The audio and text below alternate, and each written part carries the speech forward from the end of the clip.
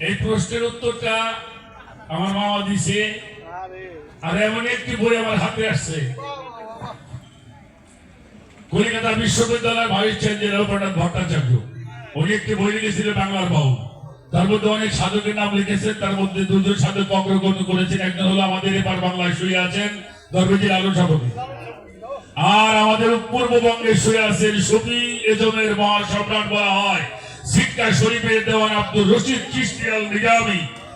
সেই ঘরানা অর্থাৎ দরবেজি লালন সাধকের ঘরানার একজন মানুষ এই রয়েছেন সৈয়দ কুতুবউদ্দিন আহমদ আল হুসাইন আল চিশতি, নিয়ামতে খোদা, আহলে বায়াতে মুস্তাফা সাল্লাল্লাহু আলাইহি ওয়াসাল্লাম।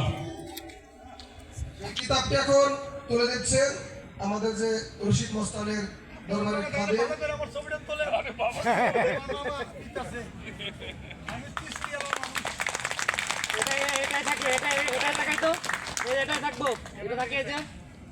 বড় ভাই একটু ফোনটা একটু পিছনে নেই রাখি, আর একটু ওকে।